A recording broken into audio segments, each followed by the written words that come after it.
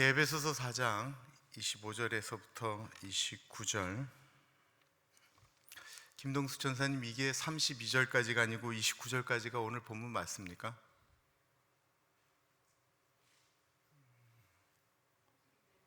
네? 네, 32절까지가 맞죠? 에베소서 4장 25절에서부터 32절 우리 같이 한 목소리로 교독하도록 하겠습니다. 그런즉 거짓을 버리고 각각 그 입과 더불어 참된 것을 말하라. 이는 우리가 서로 지체가 됨이라. 분을 내어도 죄를 짓지 말며 해가 지도록 분을 품지 말고 마귀에게 틈을 주지 말라.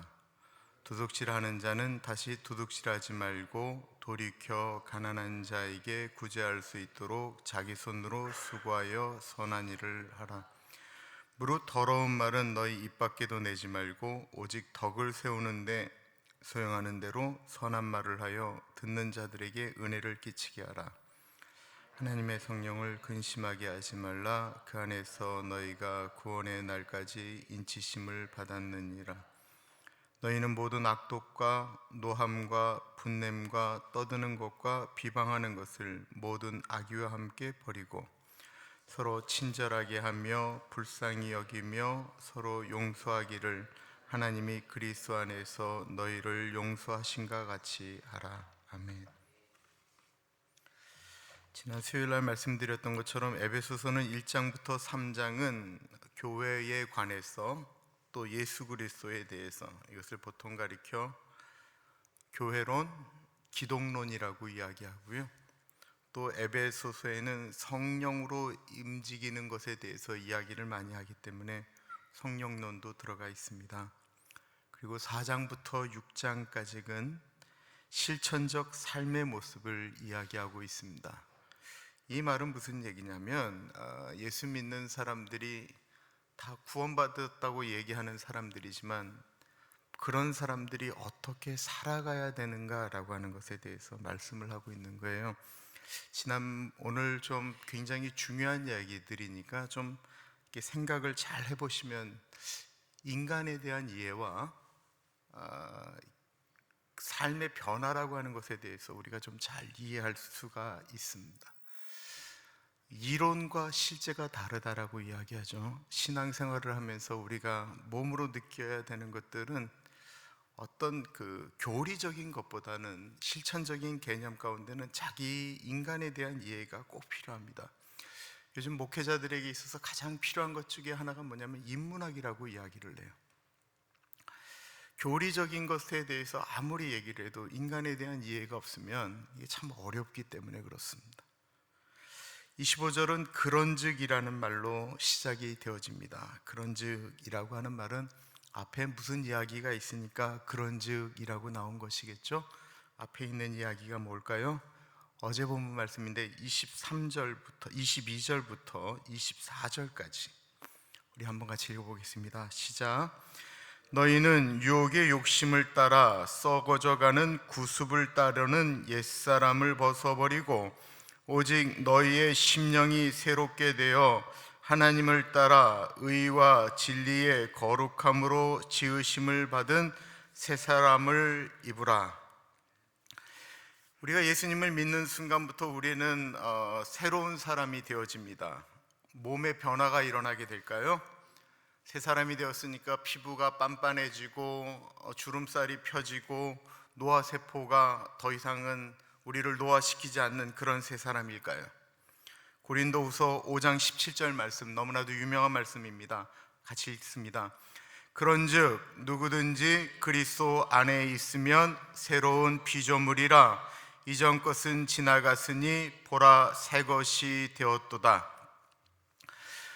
사도 바울이 하도 싸우고 있는 고린도 교회에 편지를 보내면서 두 가지 참 중요한 이야기를 이야기하고 있어요. 그것은 그리스도 안이라고 하는 이야기와 새로운 피조물이라고 하는 것입니다.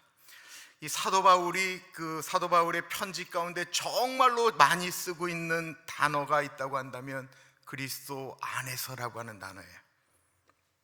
예수 그리스도와 연합하는 것에 대한 이야기를 하는 것을 말합니다. 다시 말하면 그리스도인의 삶의 주 대신 예수 그리스도 안에 있는 그 예수 안에 있는 영적인 결합을 이야기하는 것입니다.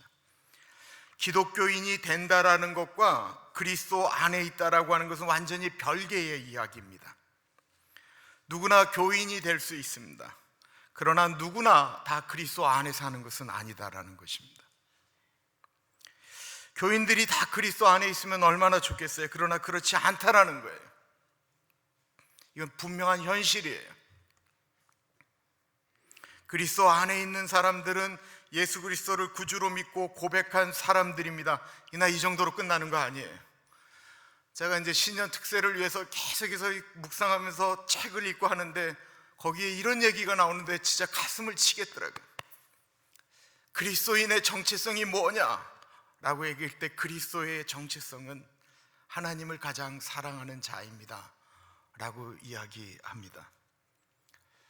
우리가 다 예수 그리스도를 영접하는 순간 우리 하나님 사랑한다라고 이야기하지만 하나님을 가장 사랑하는가 라고 하는 것에 대해서 우리 많은 사람들이 저 사람이 과연 하나님을 가장 사랑하는가, 그 사람에 대해서 얘기할 것도 없어요. 내가 가장 하나님을 사랑하는가, 이게 그리스도인이라는 거예요. 그렇다고 할 때 이 세상에 있는 수많은 사람들이 그리스도인이 안 될 가능성이 높다라는 거예요. 교회를 나오는 기독교인들,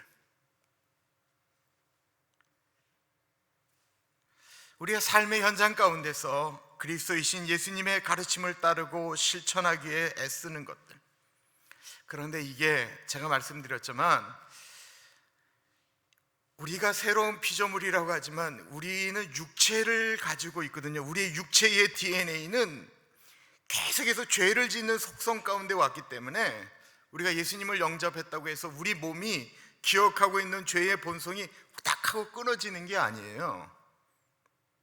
이건 싸움이거든요. 끊임없는 싸움. 한 번 됐다고 해서 끝나는 싸움이 아닌 끝없는 싸움. 언제까지요? 죽을 때까지 하는 거예요. 죽을 때까지. 내가 그리스도인이 되어서 분명히 예수 그리스도로 인하여 내가 새로운 피조물이 됐지만 피조물 된 나가 나이기 때문에 죄와 싸우는데 피 흘리기까지 싸울 수 있는 거예요. 싸울 수밖에 없어요. 왜냐하면 나는 영적으로는 주 안에서 새롭게 되어도 내 몸의 육적인 것들은 여전히 죄를 좋아하는 성품을 갖고 있기 때문에 그렇습니다. 새로운 피조물에 대해서 요한복음 3장 3절에는 거듭난 이 니고데모하고의 이야기거든요. 거듭난 사람이 새로운 피조물인 거예요. 그리고 에베소 4장 24절 오늘 본문에는 새 사람이라고 표현하고 있어요. 원래 인간이라고 하는 건 하나님의 형상을 따라서 지음을 받았죠. 하나님께서 생기를 부어주시니까 생명이 되었다라고 이야기하고 있습니다. 하나님 앞에 가장 순결한 영으로 태어났다라는 거예요. 그런데 인간이 타락하면서 우리 안에 있는 영이 더러워지기 시작했습니다. 죄의 지배를 받는 존재가 되었습니다. 그거를 우리 인간 스스로 해결할 수 있느냐? 해결할 수 없어요. 그래서 예수 그리스도께서 이 땅에 오신 것입니다. 그리고는 예수님이 우리에게 하시는 말씀이에요. 너희가 내 안에 있으면 그 죄를 싸워 이길 수 있다라는 거예요. 이건 도덕적인 것과 좀 달라요. 우리 눈앞에 보는 도덕적인 개념으로 사는 것과는 좀 다른 이야기예요. 이 그리스도 안에서 싸우는 것은 내 마음속에 있는 것까지 얘기하는 거예요. 다른 여자를 보면서 마음속에 음욕을 품는 그것까지도 이야기하는 거예요. 내 마음속에 있는 속에서 일어나는 탐심에 대해서도 이야기하는 거예요. 이건 도덕과 상관이 없어요. 안에 있는 것들이기 때문에.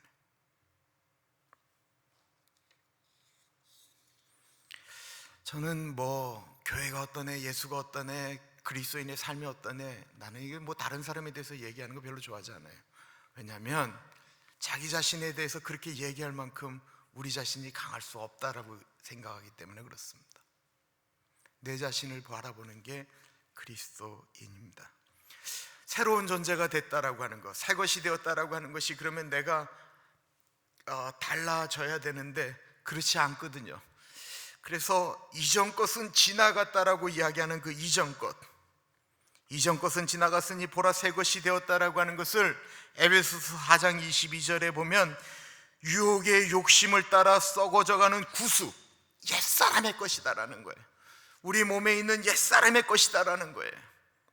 그것을 벗어버리라는 것입니다. 그리고 오직 심령이 새롭게 되어 하나님을 따라 의와 진리의 거룩함으로 지으심을 받은 새 사람을 입으라라고 표현하고 있습니다. 그럼 이 새 사람은 어떤 사람입니까? 끊임없이 노력하여 움직여가는 사람이지 이게 완전히 확 하고 바뀐 것이 아니다라는 거예요. 그렇게 얘기하는 건 여러분 이단이에요.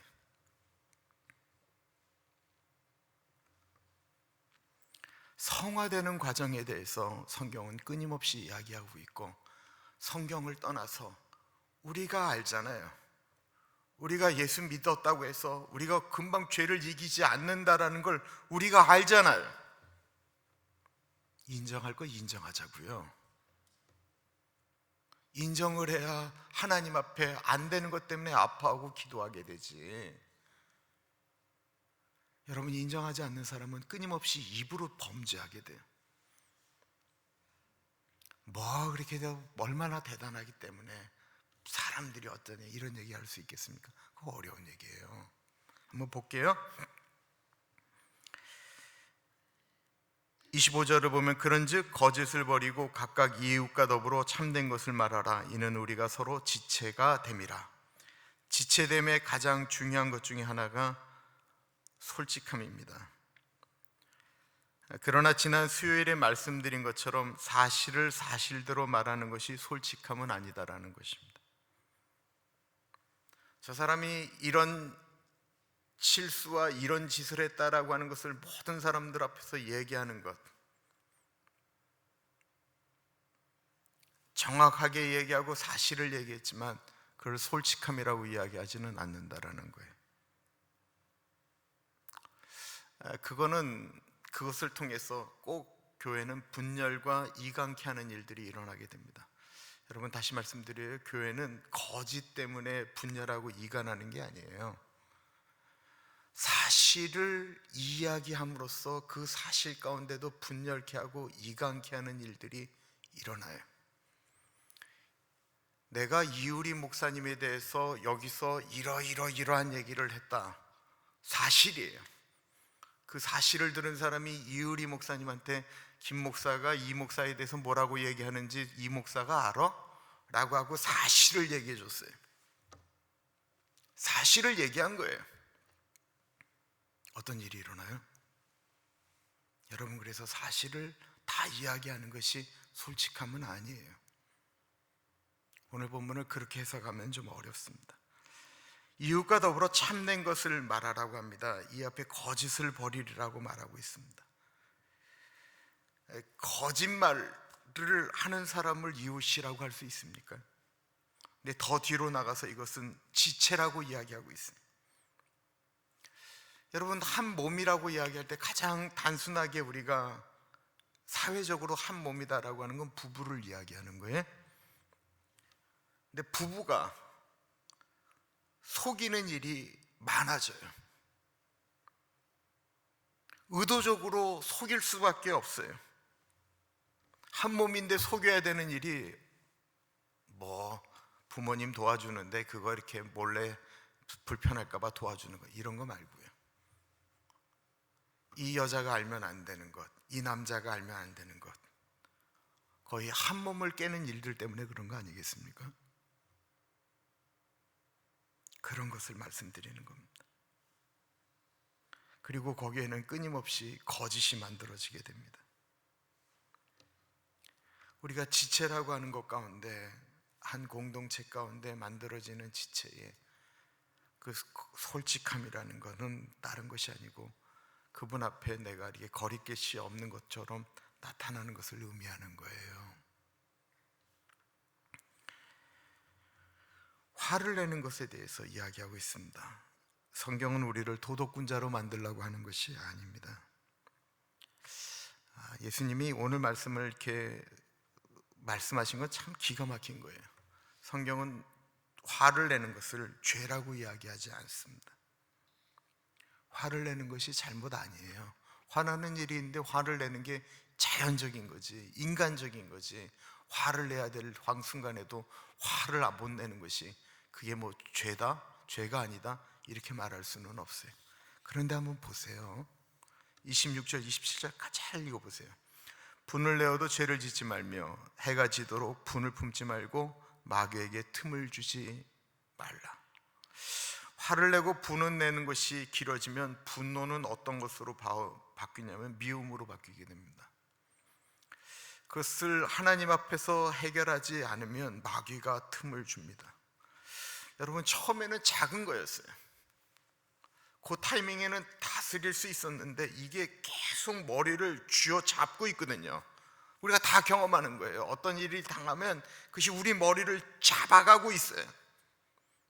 머릿속에서 떠나가지가 않아요. 이것이 계속해서 생각되어지면 이 화는, 이 분노가 돼버리고 맙니다. 그래서 우리가 이렇게 이야기하는 거예요. 생각하면 생각할수록 화가 치민다라는 거예요.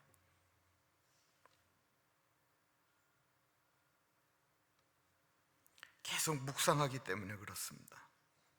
그리고 그 분을 어떻게 갚아줄까 생각하게 되어집니다. 그리고 거기서 나오는 건 그때부터는 마귀가 역사하는 일들이 일어나게 되어진다라는 것입니다. 얼마나 기가 막힌 말씀입니까? 해가 지도록 분을 품지 말고. 어떻게 분을 풀지 않을 수가 있어요? 하나님 앞에 가지고 나오라는 말씀입니다. 28절에 보면 도둑질하는 자는 다시 도둑질하지 말고 돌이켜 가난한 자에게 구제할 수 있도록 자기 손으로 수고하여 선한 일을 하라.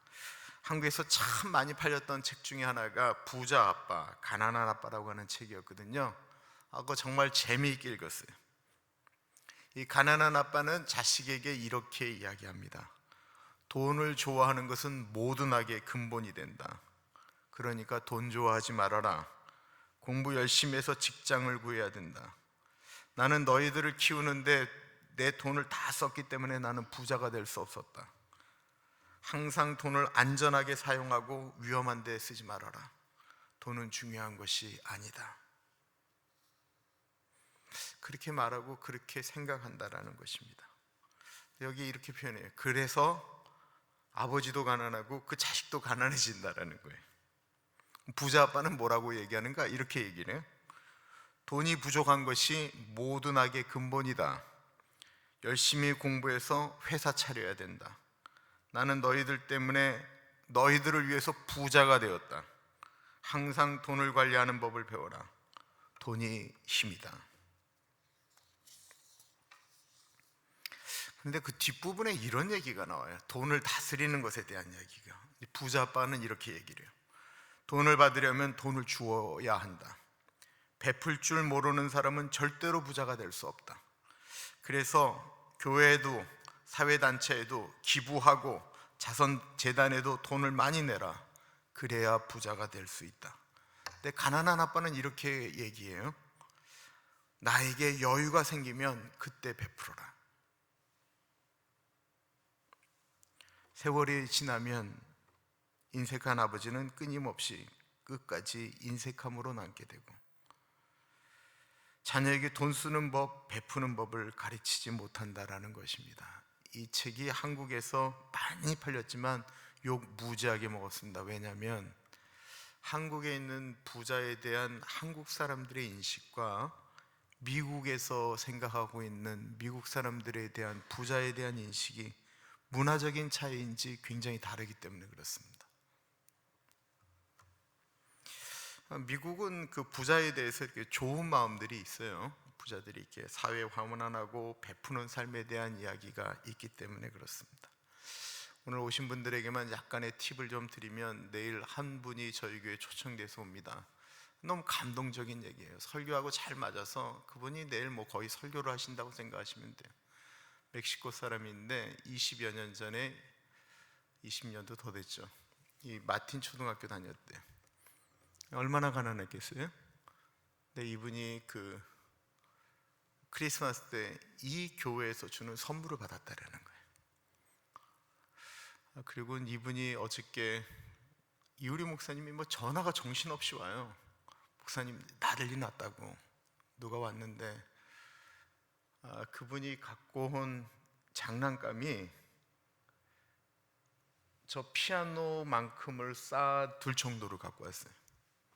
자기가 옛날에 받은 것, 어릴 때 내가 이거 받은 것, 이거 그 교회에 다시 환원하고 싶어서 엄청난 장난감을 새 거를 사갖고 왔어요. 그래서 내일 초청되어져요.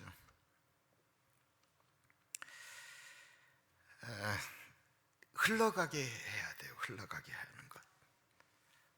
그 예수 믿는 사람들에게 하나님이 부탁하는 말씀이에요.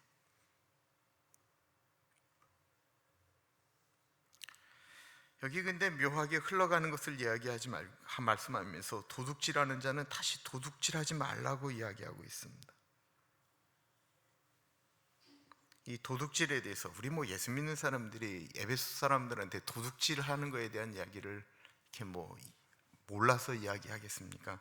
존 칼빈은 이 말씀을 어떻게 해석했냐면, 이것은 직업적인 도둑질을 가리키는 말이 아니라 모든 종류의 부당한 착복을 가리키는 것으로 사람의 판단으로는 정죄할 수 없는 것들을 이야기한다. 이게 무슨 말이냐면요, 법적으로는 문제가 없어요. 그런데 이게 예수 그리스도 안에 있는 사람으로서는 해서는 안 되는 걸 얘기하는 거예요. 예를 들어 볼게요. 어떤 물건을 팔아요. 이거는 100원에 파는 게 맞아요. 1달러에 파는 게 맞아요. 근데 이 사람이 1달러 50에 팔아요. 법적으로는 아무 문제가 없어요. 그러나 그리스도 안에 있는 사람으로서는 해서는 안 될 일을 하는 거예요. 그러나 이걸 누가 시비를 걸 수가 있겠어요? 누구도 시비를 걸 수 없어요. 그러나 오늘 본문을 읽으면서 그 사람 마음 가운데는 찔림이 있어야 된다라는 거예요. 여러분, 예수 믿는 사람들의 직장 생활도 마찬가지입니다. 우리가 누구에게 무슨 돈을 받으면서 어느 직장에서 일을 한다라고 하는 것, 그 회사에서 나에게 그 정도 값어치를 주면서 값어치가 있다고 생각하면서 돈을 주는데, 이 사람이 그 값어치를 안 하고 땡땡이 치고 놀면서 자기가 회사 안에서 성경책 보고 묵상하고 큐티하고 안 된다라는 거예요. 도둑질이라는 거예요. 도둑질. 여러분, 삭군이 뭔 줄 아세요? 삭군. 요즘 신학교에서 우리 총장님이 말씀하셨던 설교가 그거였어요. 제발 좀 삭군이 되라. 교회에서 주는 월급 정도로만 살아도 괜찮다라는 거예요. 그 정도가 안 되면 삭군도 못 된다라는 거예요. 이게 도둑질에 대한 개념이에요. 제가 오렌지 연합교회 있을 때 이 영상을 만들고 하는 것들 청년들하고 재밌으니까 비디오 카메라 사게 됐어요. 근데 프라이즈에 사는데 이 사람이 자꾸만 우리 보고 이 워런티 사라는 거예요. 안 살라고 그랬지만 꼭 사래요. 우리 같은 청년이 물어봤어요. 이게 그러면 요거 3년인데 이 3년 이내에 고장 날 확률이 있냐 했더니 없대요. 근데 왜 사냐 했더니 그 즈음에 니네가 살짝 건드려서 망가뜨려서 오면 새 거로 바꿔준다라는 거예요. 도둑놈이죠, 도둑놈. 그게 종업원이 할 소리예요?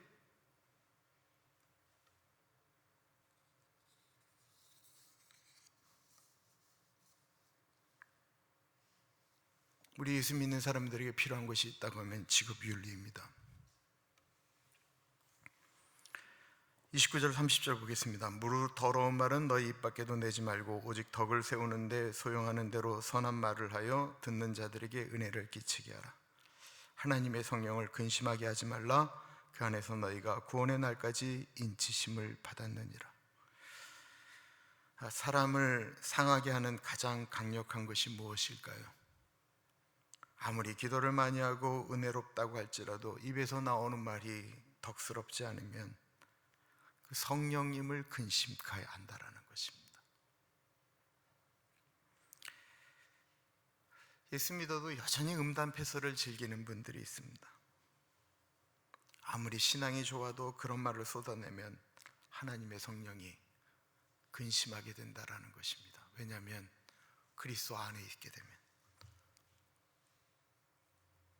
내 안에 있는 성령이 근심한다라는 거예요.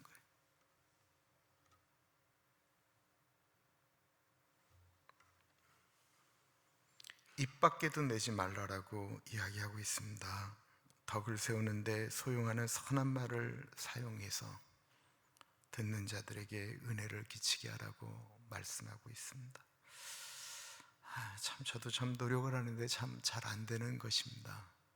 언제쯤 되면 입을 좀 잘 다스릴 수 있을까 고민하게 됩니다. 어떻게 하면 좀 더 따뜻하게 우리 아들에게, 우리 딸에게, 집사람에게 어떻게 하면 좀 더 따뜻하게 말할 수 있을까? 교인들에게 어떻게 하면 좀 더 따뜻하게 말할 수 있을까 고민하게 되는데, 어쩔 때 보면 이렇게 확 하고 올라올 때 보면 참 그게 쉽지 않다라는 생각이 듭니다. 그래서 우리가 기도해야 되는 것 같아요. 입술에 대한 고백을 해야 되는 것 같아요. 근데 꼭 더러운 말이라고 하는 것에 대해서 꼭 생각해 보세요. 아까도 말씀드렸지만 맞는 말이라고 다 하는 것이 아니에요. 이게 어떻게 보면 더 중요한 것 같아요. 저 사람이 입 참 더러워라고 하는 사람들은 알지만 정말 무서운 것은요, 맞는 말을 함으로써 사람의 속을 뒤집어 놓는 거예요. 더 무서운 건 성경 말씀 잣대를 대면서 이야기하는 게 더 무서워요. 이거 우리 정말 조심해야 됩니다. 그럼 반박할 수가 없잖아요. 만난 말 같은데 들으면서 굉장히 기분이 나쁜 것들이 분명히 있거든요. 이거 조심해야 돼요. 그러나 내가 왜 그런 의도로 말하는지 본인은 알아요. 이것도 잊지 마세요. 내가 그 말에 성경 말씀을 넣었던 뭘 넣었던 내가 말하는 그 말에 내 마음이 분명히 들어가 있어요. 그게 선한 의도면 그 사람에게도 선하게 전달되어지지만 그것이 분명히 하나님의 말씀을 이용하여 혹은 어떤 것을 통해서 내 마음을 나타내고 싶거나 공격하고 싶다고 할 때는 그 사람이 다 느끼게 됩니다.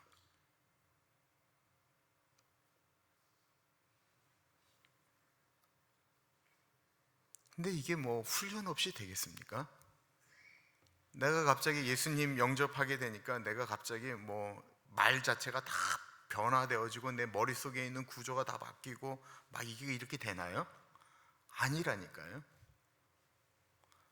어떤 것들은 끊어내는데요, 수도 없이 기도할 뿐만 아니라 안 되면 금식하고 고통하고 하지 않으면 안 되는 것들이 너무 많아요. 근데 왜 안 되느냐? 안 하니까 그런 거예요. 안 하니까. 아예 그렇게 하려고 생각하지 않으니까 그러는 거예요. 무지하게 노력해야 돼요. 무지하게. 우리 같이 노력해요. 31절부터 보겠습니다. 너희는 모든 악독과 노함과 분냄과 떠드는 것과 비방하는 것을 모든 악의와 함께 버리고 서로 친절하게 하며 불쌍히 여기며 서로 용서하기를 하나님이 그리스도 안에서 너희를 용서하신과 같이 하라. 이 말을 지금 누구에게 하는 것입니까? 교인에게 하고 있는 것입니다. 우리가 착각하고 있는 것이 하나 있는데요, 교회는 이래야 된다라는 말을 한다라는 것입니다. 여러분, 어느 공동체나 문제가 됩니다. 가장 좋은 공동체, 가장 따뜻한 공동체, 가장 작은 게 뭘까요? 가정이에요. 그거보다 좀 더 큰 따뜻한 공동체가 아마 교회일 것입니다. 뭐 가정, 그거보다 좀 더 큰 뭐 구역이라고도 할 수 있고요. 그 다음에 이제 교회라고도 할 수 있어요. 우리는 가끔 하나님의 몸된 교회가 어떻게 저런 일이 일어날 수 있을까라고 생각을 해요. 그럼 반대로 여쭤볼게요. 어떻게 사랑하는 사람이 만난 가정에서 그런 일들이 일어날 수 있죠? 여러분 그런 생각 안 해보셨어요? 사랑하는 사람이 살고 있는 가정에서 어떻게 그런 일들이 일어나냔 말이에요.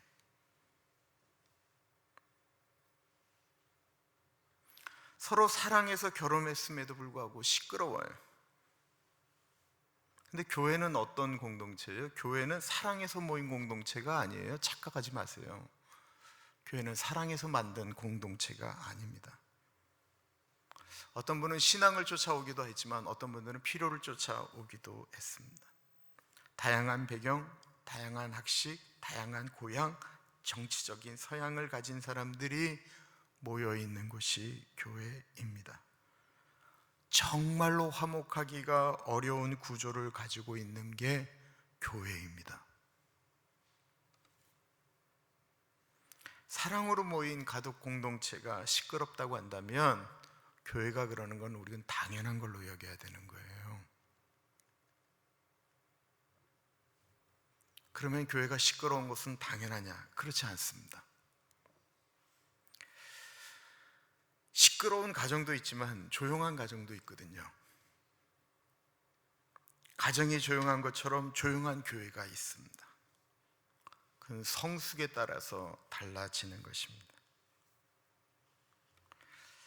성숙한다고 하는 것은 하지 말아야 될 것들을 안 하고 해야 될 것을 하는 것이 성숙이지요. 어른이 되어진다라고 하는 것은 본인이 해야 될 것과 하지 말아야 될 것을 잘 구분하는 게 어른이에요. 그것이 구분이 안 되는 사람을 우리는 애어른이라고 그러잖아요. 애인데 어른 같아서 어른이라고도 하지만요, 어른이 애 같으면 그것도 애어른이라고 얘기를 해요. 오늘 본문에 보면 벌이라고 이야기하고 있습니다. 29절에 보면 벌이라라고 얘기하고 있습니다. 31절에 모든 악의와 함께 버리고라고 표현하고 있습니다. 이 버리고라는 뜻은 깨끗이 씻어 버려라고 하는 뜻을 갖고 있습니다. 마음속에서 쓸어 버리라는 것입니다. 악독에 대해서 이야기하고 있습니다. 과거에 당한 원한, 모욕에 대한 원한을 마음속에 품고 사는 것입니다. 겉으로 드러나지 않습니다. 그러나 마음속에 품고 있는 것입니다. 결정적인 순간에 끄집어내려고 마음속에 품고 있는 것, 이걸 악독이라고 이야기하고 있습니다. 로마서 3장 14절에 의인은 없나니 하나도 없으며 라고 이야기하다가 나중엔 이 말이 나오는데 그 입에는 저주와 악독이 가득하고 라고 이야기하고 있습니다. 말 속에서 악한 독이 나오는 것입니다. 히브리 12장 15절에 보면 이렇게 말씀하고 있습니다. 너희는 하나님의 은혜에 이르지 못하는 자가 없도록 하고 또 쓴뿌리가 나서 괴롭게 하여 많은 사람이 이로 말미암아 더럽게 되지 않게 하라. 이 마음속에 그 악한 독을 품고 있으면 이것이 뿌리를 내리기 시작한다라는 거예요. 정말 무서운 얘기예요. 정말 무서운 얘기. 그래서 여러분 그 예수전도단 같은 거 이거 은사적인 것들이죠.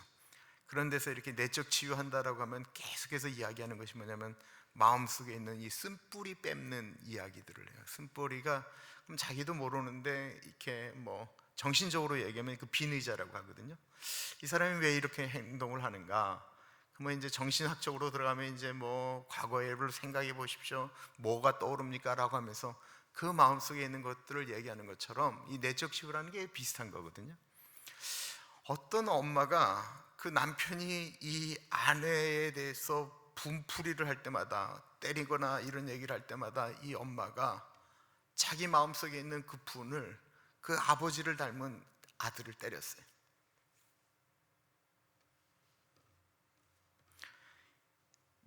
아들을 때릴 때마다 이 나쁜 자식, 이 못된 놈이라고 이야기하면서 때렸어요. 그 아이가 진짜로 못된 아이가 되었어요. 근데 이 엄마가 그 아이를 미워했느냐? 아니었거든요. 엄마는 사랑했거든요. 사랑을 했는데 그 남편에게서 받았던 그 악한 마음을 마음속에 계속 품고 있으니까 그게 풀어지지가 않으니까 그게 자식한테 그렇게 전달되어지는 거예요. 여러분, 이거는 우리가 예수님을 믿어서 중생을 해도 해결해야 될 문제와 같은 거예요. 그분이 구원받지 못해서 그렇게 행동하느냐? 아니요. 이건 내가 예수 그리스도로 인하여 은혜 받고 예수 그리스도의 십자가를 붙들었어도 이거는 내 마음 가운데 해결해야 되는 것은 나의 문제다라는 거예요.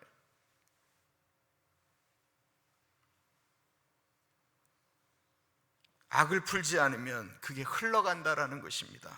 그래서 히브리서 15절에 쓴뿌리가 났다라고 하는 거예요.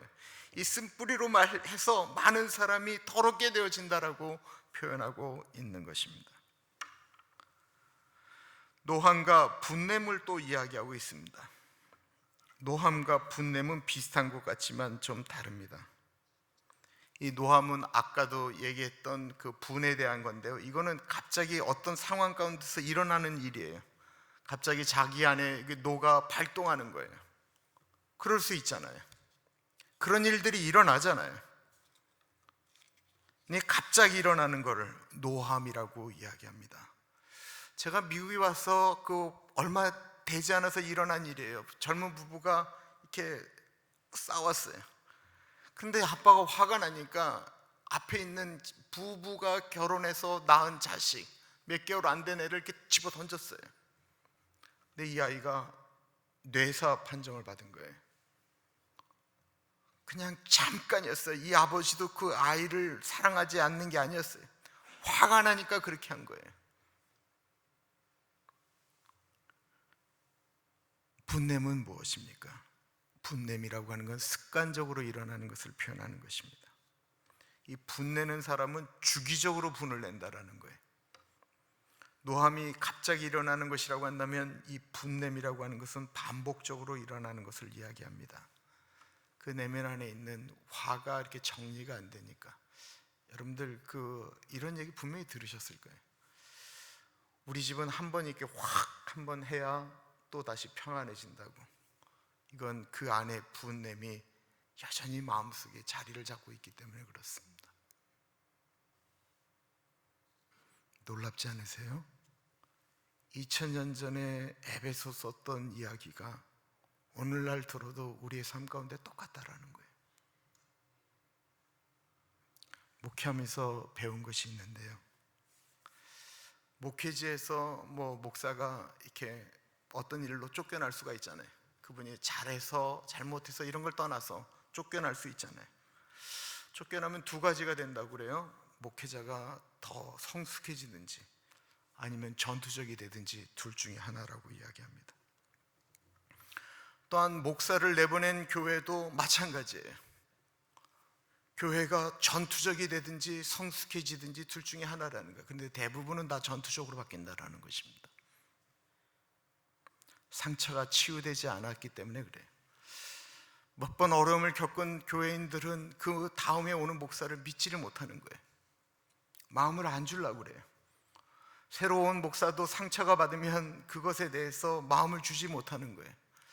지금은 이러지만 이 사람들이 나중에 어떻게 이 마음이 상처로 남아있으면 이게 반복되어지는 거예요. 분명히 그렇지 않을 일인데도 불구하고 그 일이 일어나는 일은 마음속에 그것이 내면 안에 자리를 잡고 있기 때문에 그렇습니다.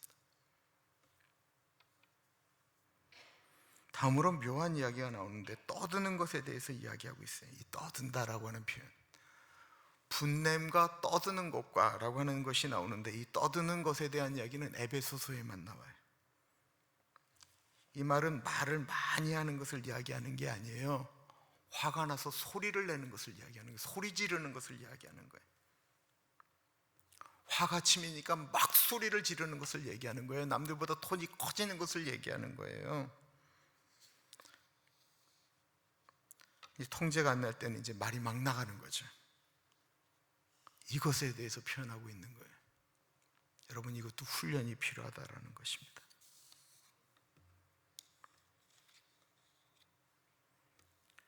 화나서 소리를 지르기 시작하면 자녀들이 상처받습니다. 교회에서 소리를 지르고 싸우기 시작하면 어린 신자들이 상처를 받습니다. 다음으로 회방이라고 나오고 있습니다. 비방하는 것을 말합니다. 다른 사람, 자신의 의견과 다른 사람에 대해서 이야기하는 것입니다.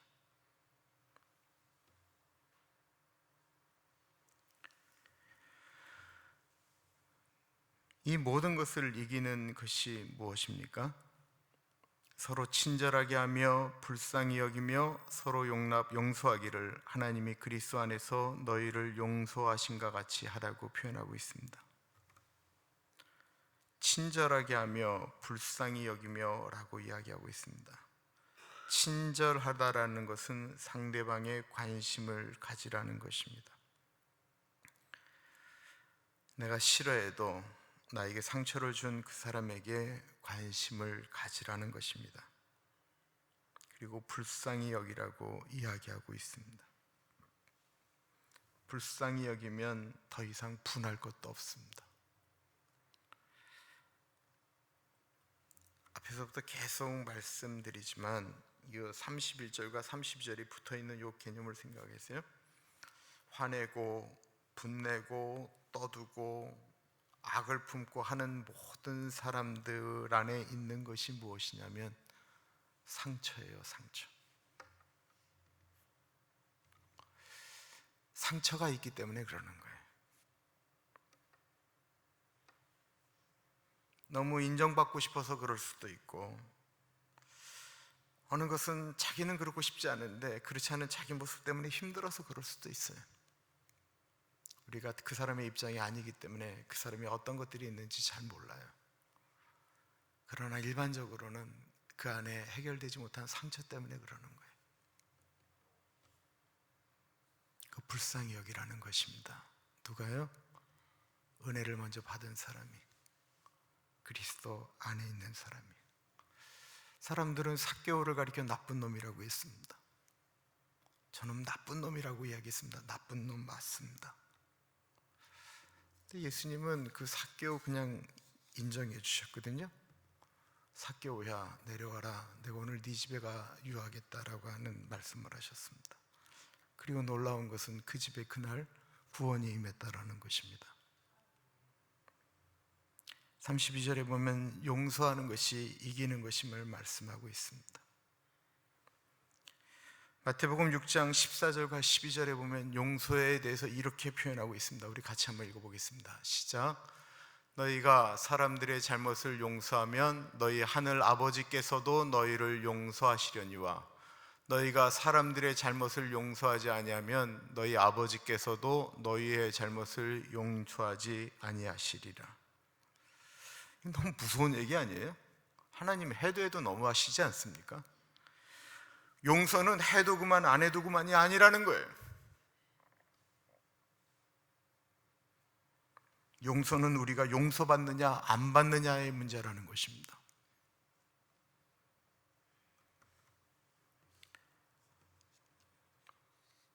이 용서는 우리가 다른 사람을 용서해 주는 것과는 차원이 다릅니다. 너희 잘못을 용서하지 아니하시겠다라고 하는 저 말씀은 천국에서 이야기하는 것을 말씀하는 거예요.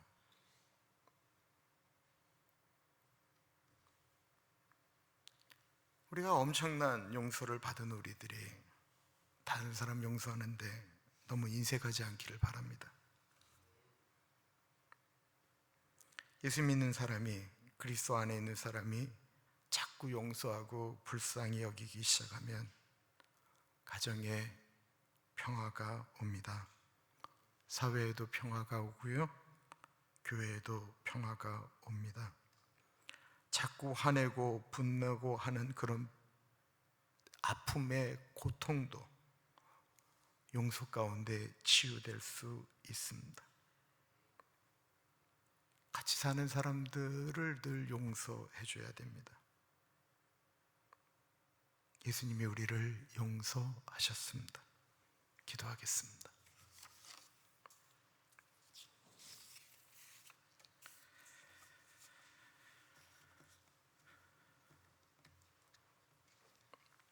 오늘 말씀을 생각하면서 주님, 내가 옛사람을 벗어버리고 새 사람이 될 수 있도록 하나님 나에게 은혜를 주옵소서. 하나님 나로 그렇게 살아갈 수 있는 은혜를 주옵소서. 주님, 내가 노력하겠는데 내 안에 여러 가지 여전히 갖고 있는 나의 옛사람의 모습이 있습니다. 주님, 정말 내가 노력하겠습니다. 노력하겠는데 하나님 그 일에 넘어지지 않는 은혜를 좀 주십시오. 우리 같이 기도하겠습니다.